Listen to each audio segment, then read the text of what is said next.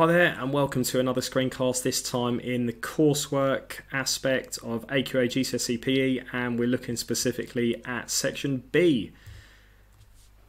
So if we think of section B first and foremost, what we're referring to, we're talking about the evaluation section of the coursework. Okay, so we've looked at section A, we're now looking at section B, and ultimately section B focuses on 10 marks in total. Okay, and that equates, remember, to the overall 25 marks of your overall coursework. I just made a note there in regards to the practitioners and to remind myself as well in regards to the AQA feedback criteria and guidance for practitioners. Ultimately, in terms of this coursework, yes, we can mark it, but it's a different sort of marking process in comparison to what you might be used to with your exercise books, for example. Okay, so we can't actually take your piece of coursework and we can't annotate it and give you advice in terms of asking you to incorporate X, Y, and Z. Okay, what we can do is give you more general advice. Okay, and we do that through either written or verbal coursework. So for my students in particular watching this, I'll be giving you some verbal feedback, and I'll be doing that through our online OneNote classroom platform. And ultimately, I can tell you what the strengths are in terms of your coursework and what you need to do to improve, just generally speaking. Okay.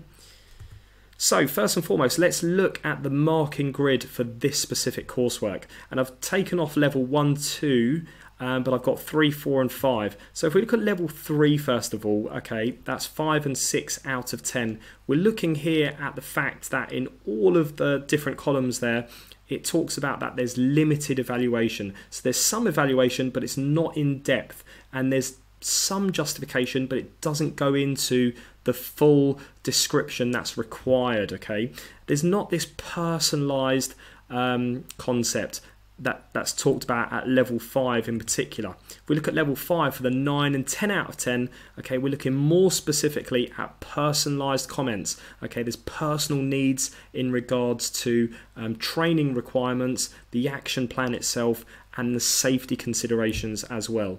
It goes into fully justifying and evaluating the positives, the negatives, to the type of training that was maybe thought about and considered, and then the specific topic when we look at the second weakness.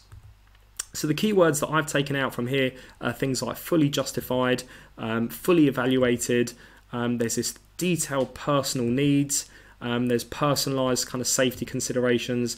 The theory that's focused on in the second weakness, which we'll look at shortly, is a relevant theory to the weakness that you focused on. And ultimately, it will hopefully remedy your weakness. So you'll be able to justify and explain how your weakness will get better over time. So if we think of section B, so this is the evaluation section, as I said, what you're going to be doing in this section is coming up with an action plan. Okay, so thinking about something that you're going to do to improve your weaknesses. And remember, you've got the 2 weaknesses from section A. Okay, one, which was the fitness component weakness, and the second weakness, which was the skill technique or the strategy or tactic that you focused on in section A. So if we look at the component of fitness first of all, and that specific weakness, first and foremost, what you need to be able to do is you need to identify one appropriate training type, one appropriate method of training that's going to improve your component of fitness that you've identified as a weakness. You then need to be able to justify why have you chosen that training type, and you've got to justify your choice. You then have to evaluate that training type. So what's the pros with circuit training or with continuous training, and what's the cons to it? Okay, whichever training type you focused on. You then need to think about the personalized considerations in terms of safety for you. Have you got any past injuries? Where do you train, for example? All of those things have to be taken into consideration and personalize it to yourself. You then need to think about the prolonged training. So for this coursework, you're gonna outline, as I'll show you in the next slide, one training session. But if you were going to do those training sessions over an extended period of time, maybe between 2 and 3 months, for example, you've got to explain how that prolonged training that you've come up with in that one training session, for example, will improve your weakness.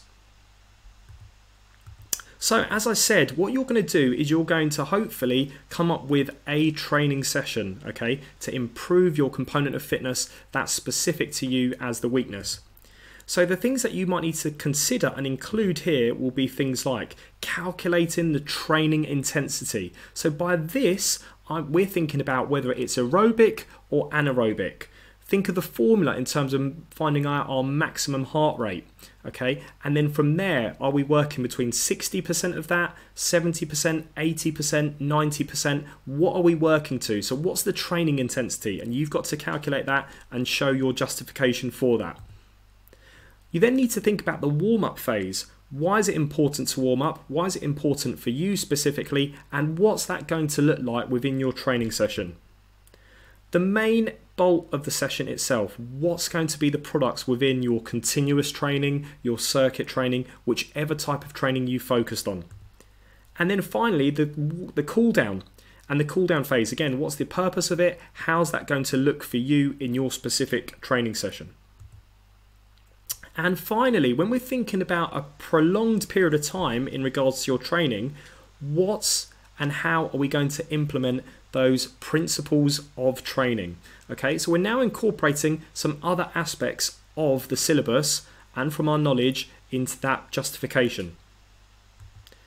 Okay, so let's move on to the weakness of the skill. And before we do that, you'll notice that there's a yellow text box on the last few slides, including these ones. And I've put in there, in that yellow text box, just to remind you, you've got to link back each of your paragraphs that you write to make it personalized to you, okay? And that's going to help you get into that top level band.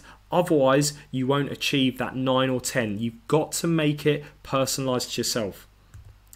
Okay, so if we look at the weakness of the skill or the tactic, again, you outline that weakness, not into as much detail anymore because you've done that in section A. Once you've done that, you then need to select one specific topic from the specification, but this can't be this time a type of training. You looked at that in the first weakness. In this next weakness, it has to be a different topic. And again, once you've picked that topic, so for example, it could be arousal, you might look at goal setting, you might look at types of guidance, you might look at types of feedback. Whatever it is, you've got to justify why you've selected that topic to improve your weakness. And ultimately, you then need to describe that topic. You've got to show the moderator that you know you've got the knowledge of the course, and ultimately that means for this specific topic that you've chosen. So pick a topic that's relevant to your weakness, but also that you're comfortable and you're confident in being able to describe and talk about, and think about how is it used in sport, and your sport in particular, in general as well. Okay, so once you've done that, you then need to think about describing it in a bit more specific aspects in regards to how it's going to improve your performance. And ultimately, there might be prompt things that can help you with that, such as when will you use that specific topic? Why are you going to use that specific topic? And ultimately, what's the impact going to be of you using that specific topic, in how is it going to improve the weakness of your skill or tactic? I've included this slide because it's really important that you think about what you can't do. And for example, if you, for example, have picked a weakness as passing, and that could be an invasive sport through netball, rugby, football and basketball, what you can't do is you can't say, well, I'm just going to devise a passing drill, because a passing drill isn't part of the syllabus for AQA, or for any GCSE for that matter. So you need to make sure that you focus on a topic that is relevant to your weakness, but is in the specification. So as I said there before, arousal, guidance, feedback, or goal setting. So finally, in terms of what you need to do now, you need to go away, you need to think about, you've got two weaknesses that you've identified in section A, components of fitness, skill tactic. Make sure you pause this video, make sure you scroll back, you look at slides 4 and 5 for the guidance of the component of fitness, and for 6 and 7 for the guidance for skill and tactics. And look back at that marking grid. That marking grid is there as a clue of what you need to do to hit the top marks. Okay, so make sure you refer to that as well as the self-assessment handout I'll be giving you for class. Okay, good luck folks with this task and this topic, and I'll be there to help you all the way through this, this period. Good luck.